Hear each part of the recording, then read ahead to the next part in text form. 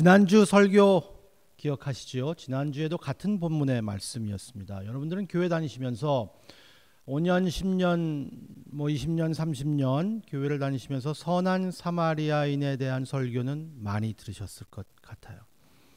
그리고 두 번 더 우리 교회에서 같이 공부를 하시는데 선한 사마리아인에 대해서 설교도 들으시고 공부도 하시고 많은 생각을 하실 텐데 이 말씀은 너무나 잘 알려져 있는 말씀이잖아요. 그래서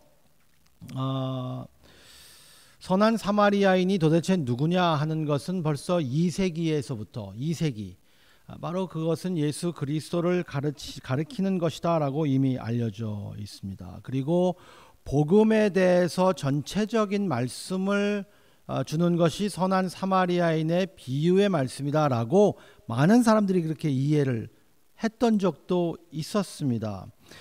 3세기 정도 됐을 때 오리겐이라는 사람이 있었는데요. 그 사람이 가장 폭넓은 선한 사마리아인에 대한 가르침을 주고 그 후에 많은 교회들이 지금까지도 21세기 되는 지금까지도 오리겐이 설명했던 그 설명으로 이 선한 사마리안을 보는 사람들이 많이 있습니다.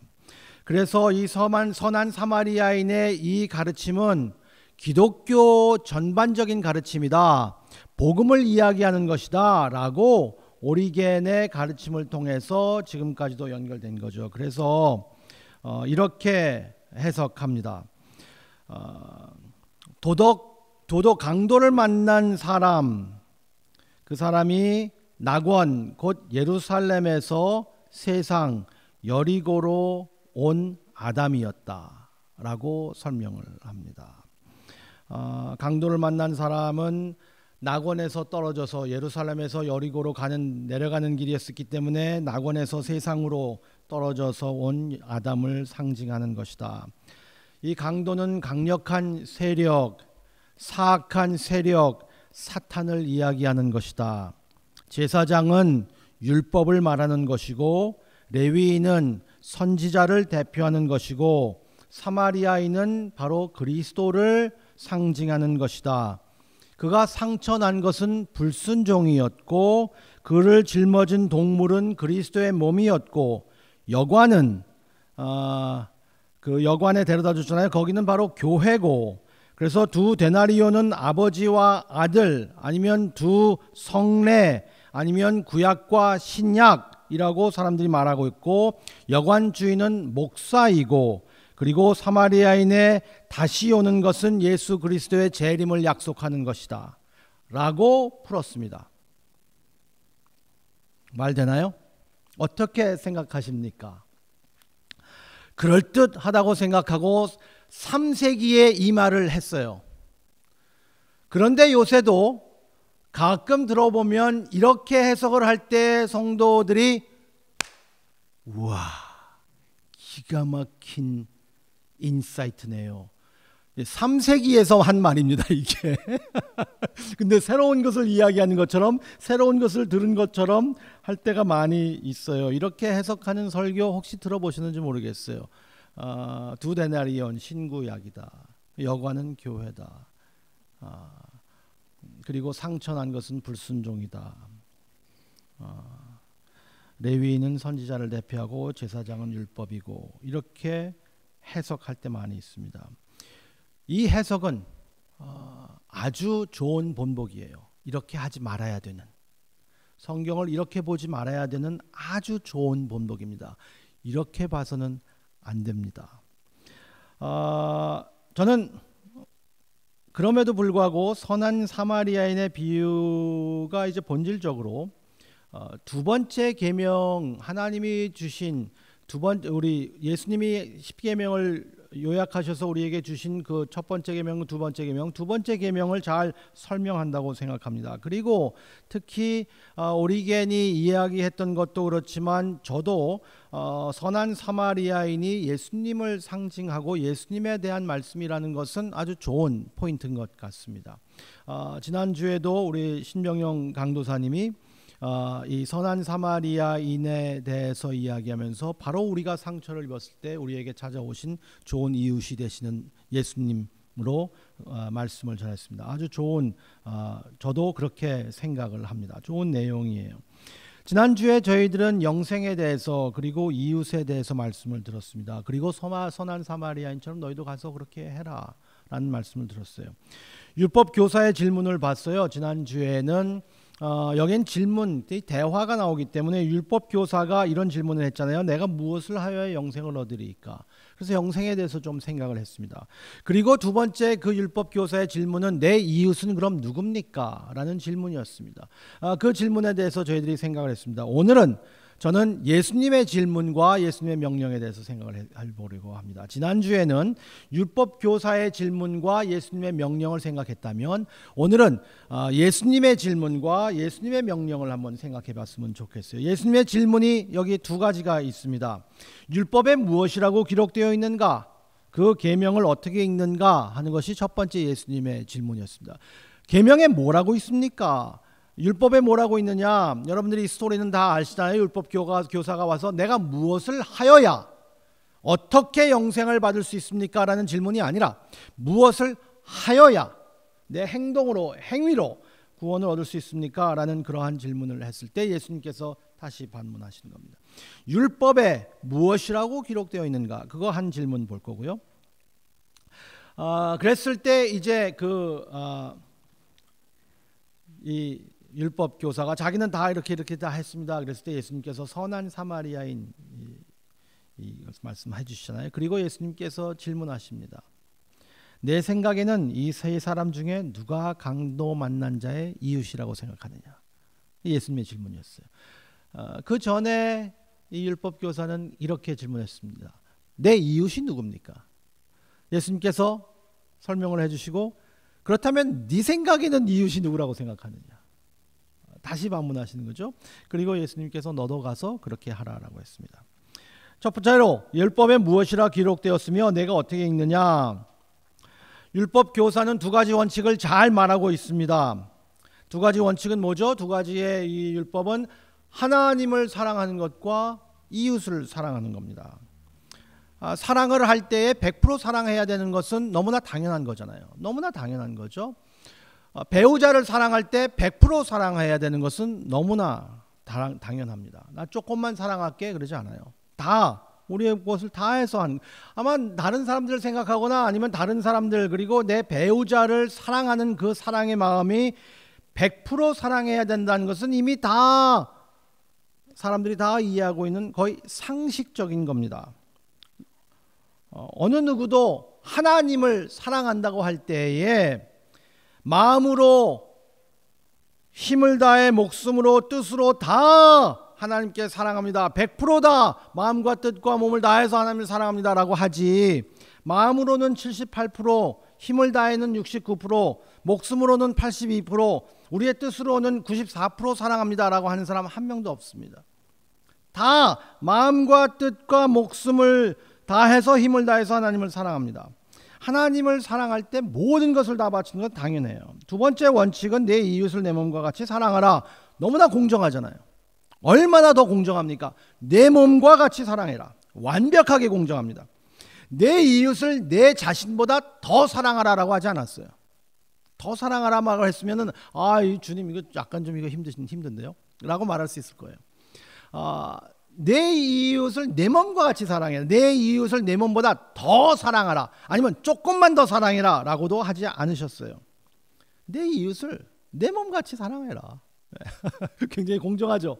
이렇게 들으시니까 공정하다고 느껴지시죠? 여태까지 이 말씀을 들을 때에는 내 이웃을 나를 사랑하는 것처럼 사랑하는 건 굉장히 힘든다고 생각했었는데 아주 공정하게 예수님께서 말씀하시는 거예요.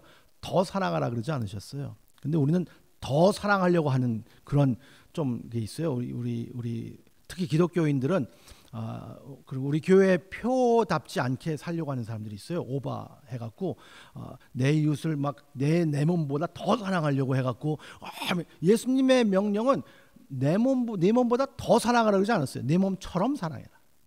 그렇게 하는 거예요. 아주 공정한 겁니다. 자신을 소중하게 여기듯이 남도 소중하게 여기라.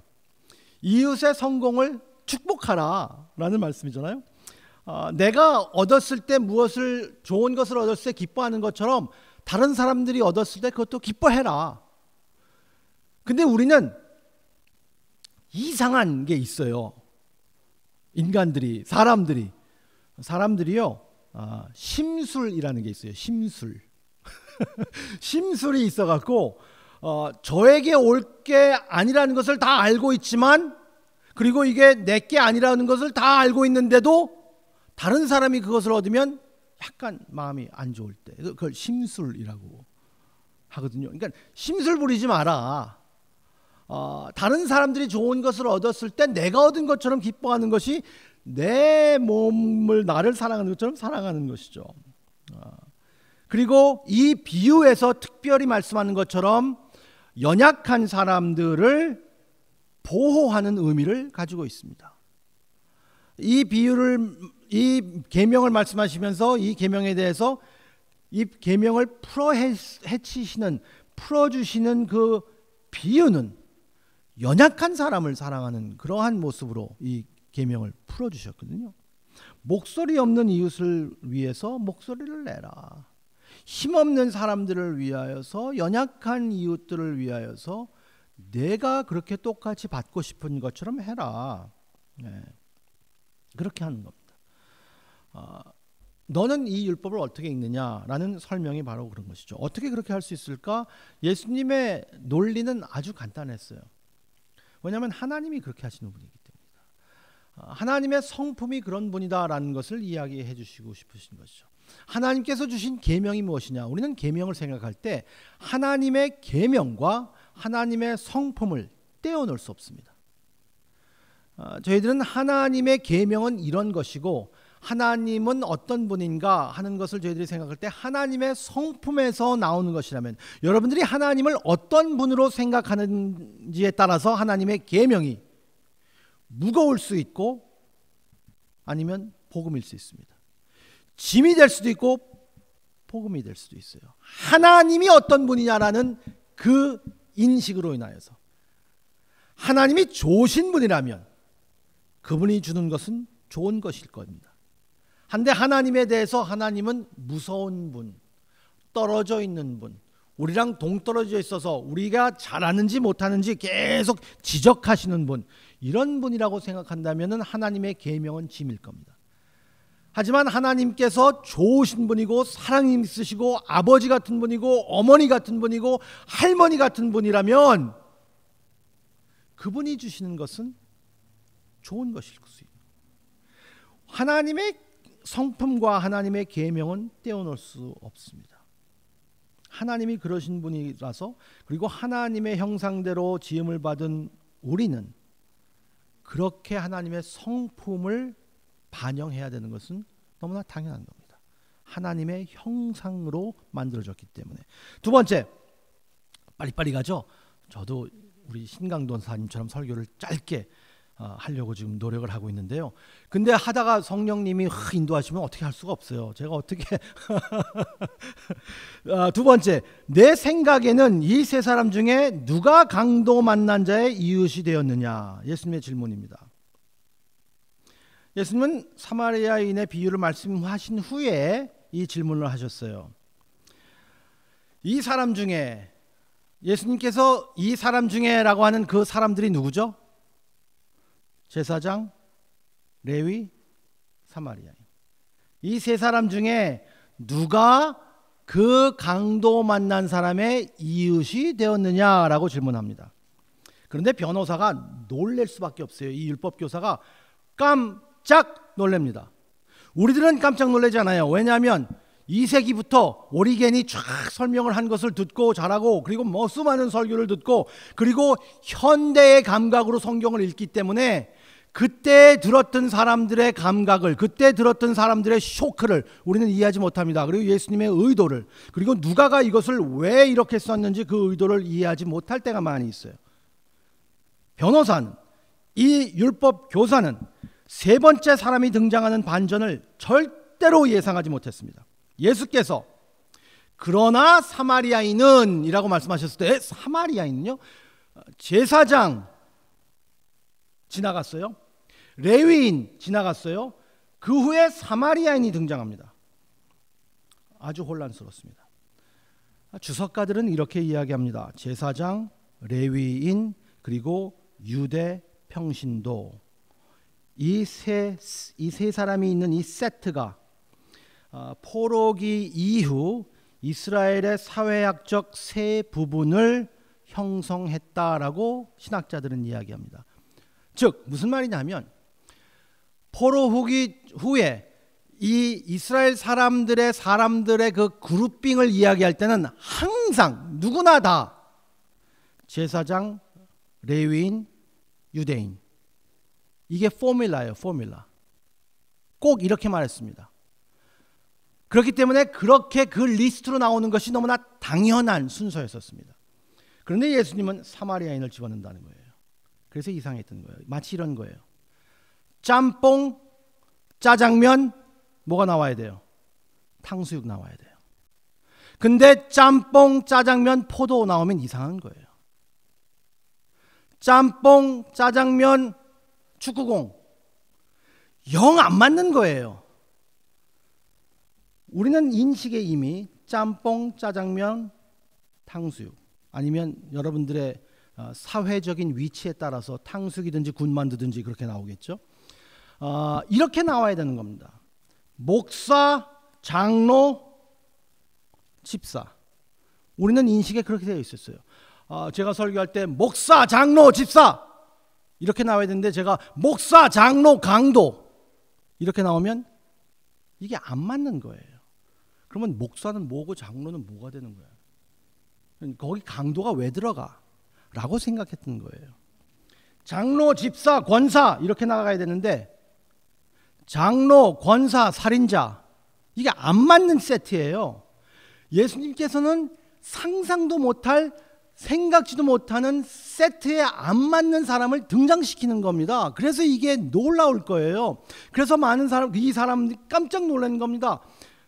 제사장이 지나갔다, 레위인이 지나갔다, 이제 유대인이 지나가겠구나 라고 했는데 사마리아인이 쑥 지나가 버리는 거예요.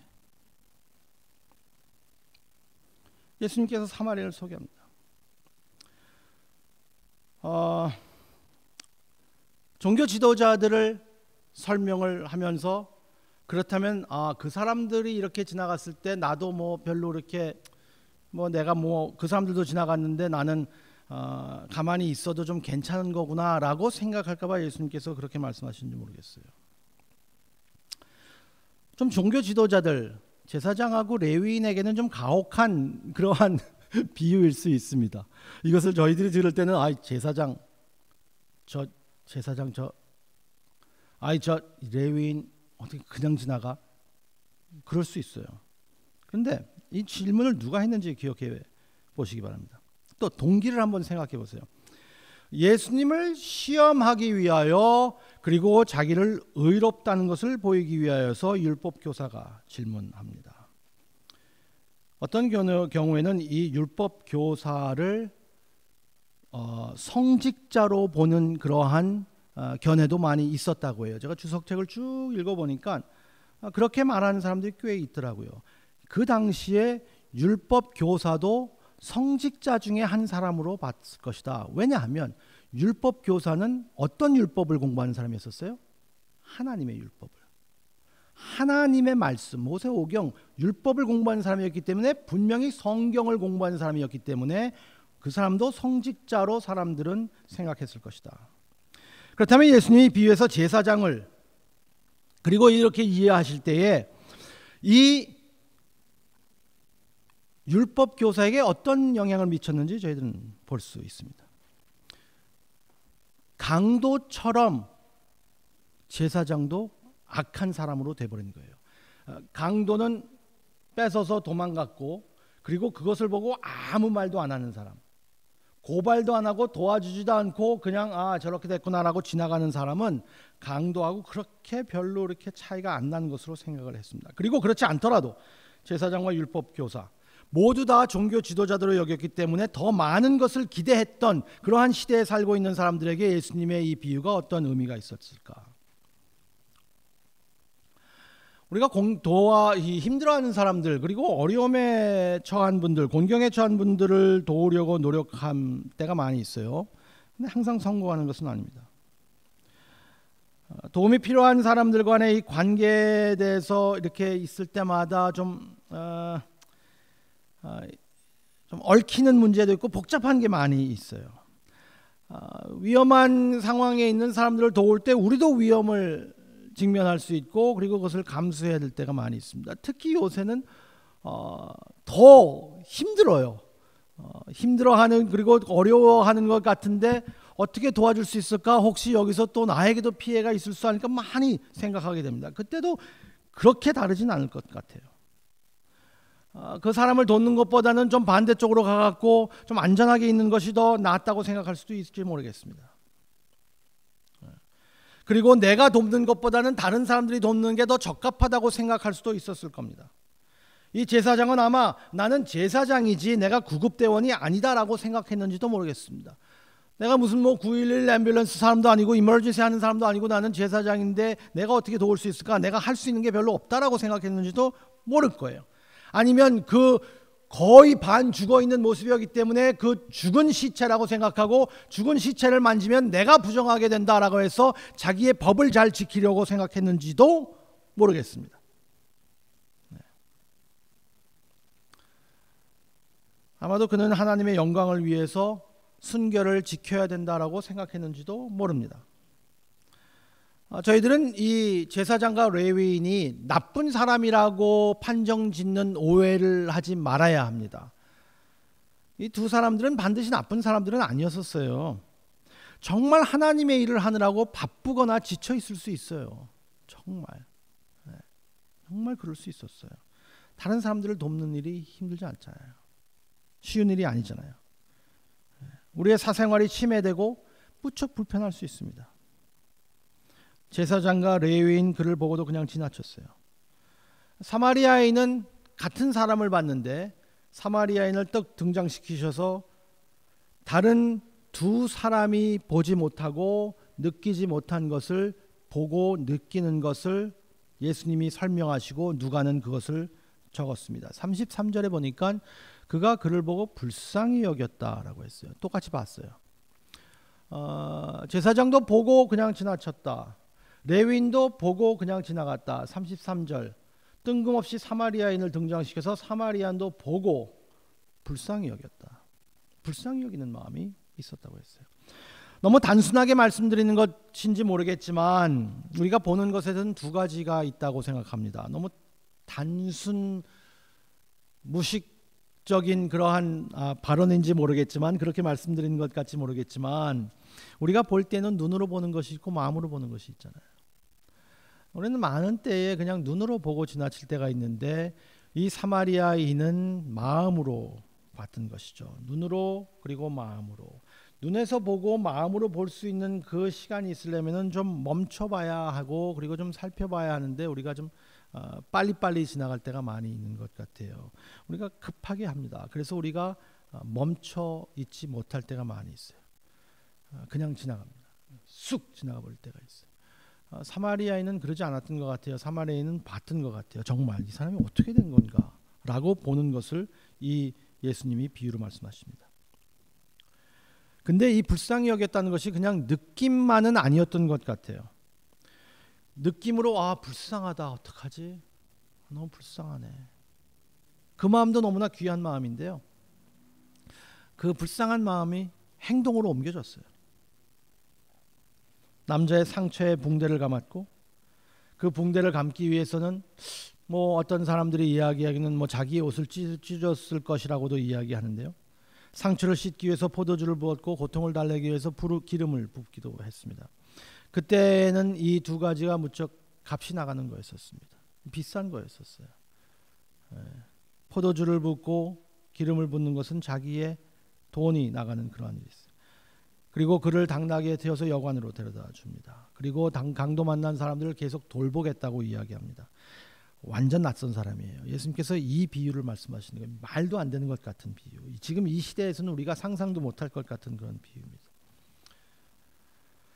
강도 만난 사람의 그 당시 문화와 종교를 생각해 보면 더 말도 안 되는 겁니다. 더 말도 안 돼요. 사마리아인은 완전히 종교적이고 그리고 인종 문화적으로 멸시당하는 사람이었습니다. 저번 주에 우리 강도사님이 이 사마리아인이 유대인을 돕는 것이 어떤 것일까라고 해서 아주 재밌게 설명했는데 저는 아주 너무나 적절하고 재밌는 것 같아요. 여관 주일에게 이렇게 말합니다. 이 사람을 돌보아 주라. 비용이 더 들면 내가 돌아올 때 갚으리라. 내가 다 갚겠다. 여러분들은 이 말씀을 들을 때 어떻게 느껴지십니까? 페리테일, 재밌는 이야기구나. 근데 여기서 문제는 뭐냐면 너도 가서 이렇게 하라라고 하신 예수님의 말씀 때문이에요.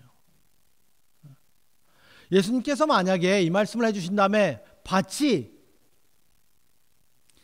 내가 사마리아인이야. 내가 사마리아인이야. 네가 그렇게 아프고 힘들고 다 너를 버렸더라도 네 종교도 법도 너를 도와줘야 될 사람들이 다 버리고 그냥 지나가도 멸시당한 내가 와서 너를 위해서 이렇게 도와준 거야. 그러니까 나를 봐 라고 말씀하셨으면 얼마나 깔끔합니까? 깔끔해요. 복음 깔끔합니다. 예수님은 그렇게 끝내지 않으셨습니다. 예수님 뭐라 그러셨어요? 너도 가서 그렇게 해라. 이게 우리의 문제예요. 너도 가서 그렇게 해라. 가서 너도 이와 같이 하라.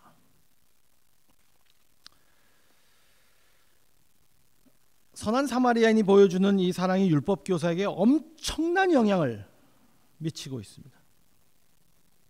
엄청난. 예수님이 이 이야기의 주인공은 누구냐라고 말씀하시는 거예요. 이 주인공이 누구냐? 율법학자가 말하잖아요. 자비를 베푼 사람, 내가 제일 싫어하는 사람. 사마리아인, 입에 내기 싫었나 봐요. 하여튼 저 사람.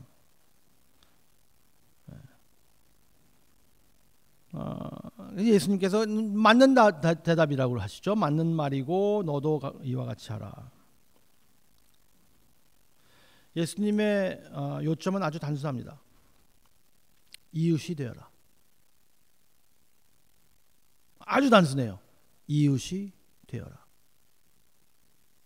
예수님께서는 어떤 행동을 말씀하시는 것이 아니라 이웃이 되어라. 하나님을 사랑한다는 것은 궁핍한 자들에게 자비를 베푸는 것이라고 말씀하십니다. 참된 삶은 하나님을 섬기고 다른 사람들을 돌보는 것이라고 이야기합니다.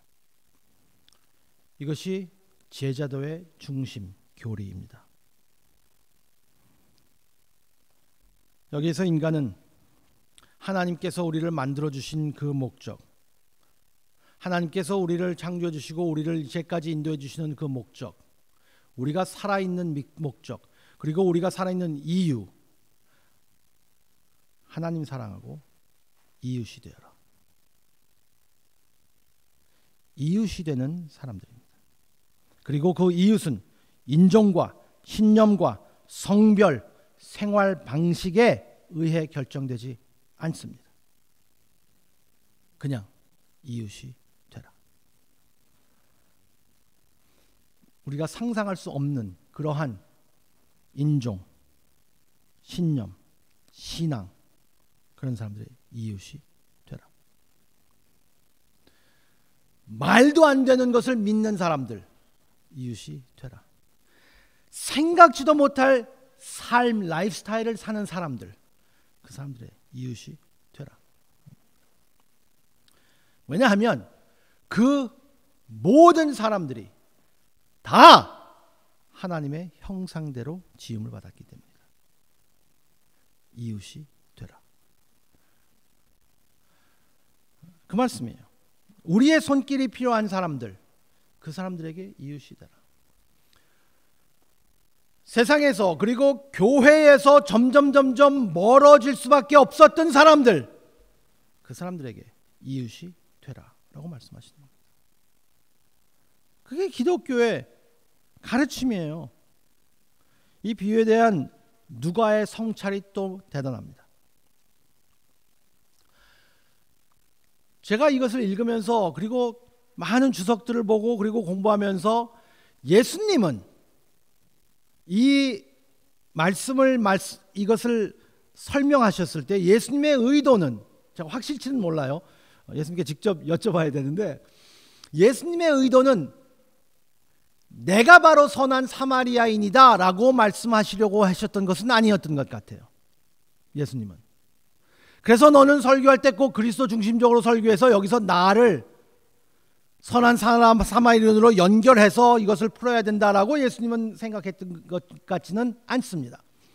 예수님은 단순히 그렇게 살아라, 너희도 그렇게 이웃이 되라, 이 사마리아인처럼, 그런 의도로 말씀하셨던 것 같아요. 그런데 이것을 기록한 누가는 좀 더 다른 관점을 가졌을 것 같아요. 이것을 기록한 누가의 관점에서는, 그리고 그것을 보고 누가는 여기에다가 어떤 말을 하고 싶었을까? 그리고 예수님의 의도를 어떻게 이해해서 우리가 이제까지 하나님의 말씀으로 받아들일 수 있을까? 아마 누가는 예수님이 참 사마리아인이라는 것을 보여주고 싶었던 것 같습니다. 예수님이 오셔서 우리를 구원하시고 치유하시고 우리를 위해서 모든 것을 지불하시고 우리를 위하여서 종살이에서 해방시켜 주신 그분, 누가는 그분을 높여드리고 싶었던 마음이 있었던 것 같아요. 우리도 선한 사마리아인처럼 돼야 합니다. 그렇게 할 수 있습니다. 그리고 그렇게 살아야 되는 것은 너무나 당연한 겁니다. 물론 이웃을 사랑하는 것이 영생을 받는 길은 아닙니다. 하지만 이미 영생을 받은 사람의 길은 이웃을 사랑하는 삶의 길입니다. 이것이 조건은 아니지만 우리의 삶이어야 되는 것은 너무나 당연합니다. 우리는 이웃을 그렇게 사랑해야 합니다. 이웃을 사랑해야 해요. 이웃을 섬겨야 합니다. 왜? 우리가 하나님의 그 은혜를 경험한 사람이기 때문입니다.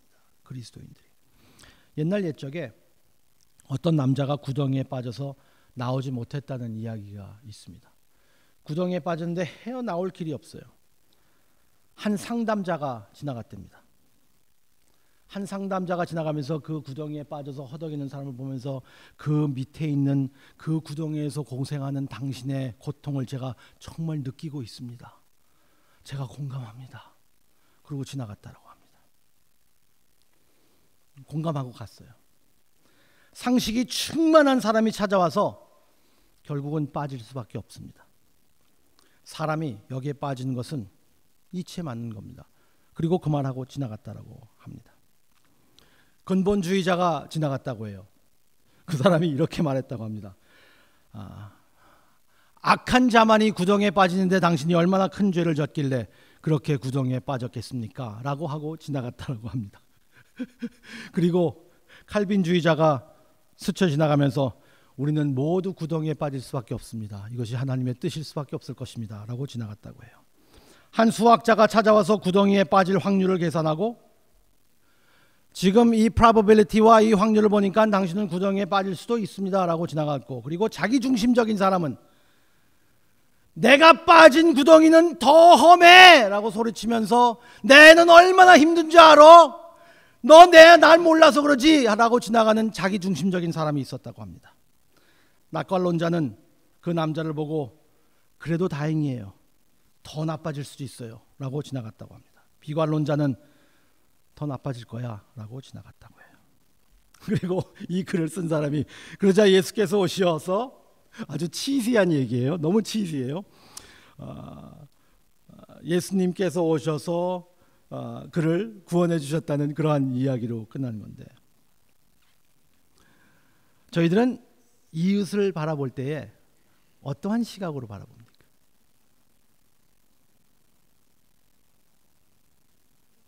상담자의 마음을 갖고 있습니까? 공감합니까? 공감해요. So what? 이 사마리아인은 불쌍히 여겨 행동으로 옮겼어요. 상식적으로 생각하십니까? 저도 상식으로 살고 싶은 사람이거든요. 인생이 그런 거예요. 제 상식 라인이 뭔지 아십니까? 나도 예외는 아니야. 나도 빠질 수 있고 당신도 빠질 수 있어. Let's go. 할 수 없지. 가야지. 이렇게 생각하십니까? 아니면 근본주의자처럼 율법주의자처럼 내가 무슨 죄를 졌길래 나는 구덩이에 빠져 있을까? 저 사람은 무슨 죄를 졌길래 구덩이에 빠져 있을까라고 했을까? 아니면 지나친 칼빈주의자처럼 모든 것이 하나님의 주권에 있습니다 라고 그냥 그렇게 결론 지어버릴 겁니까? 아니면 자기 중심적인 사람처럼 저 사람 힘들다고? 야, 나는 더 힘들어 라고 할까요? 예수님께서는 우리에게 너도 가서 그렇게 해라 라고 했습니다.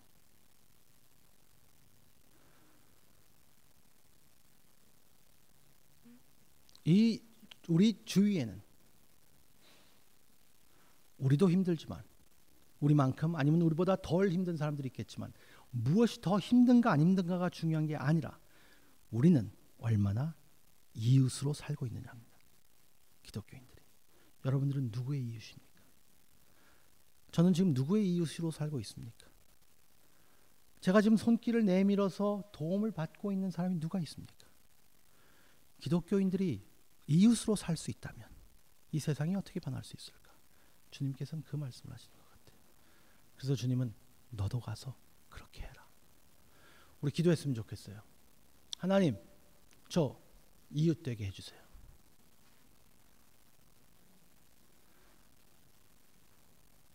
저 이웃 되게 해주세요. 제 주위에 제 손길이 필요한 사람들이 있다면 그냥 지나치지 않게 해주세요. 마음이 따뜻해질 수 있도록 해주시고 공감하는 것뿐만 아니라 주님께서 명령하신 것처럼 너도 가서 그렇게 해라라는 그 명령을 우리에게 부탁해 주셨는데 우리 주위에 힘든 사람들이 있다면 이웃 되게 해주세요. 그리고 우리 교회가 이웃 되는 교회가 되게 해주세요. 그렇게 한번 여러분들께서 담대하게 한번 기도해 보시기 바랍니다. 함께 기도하시겠습니다.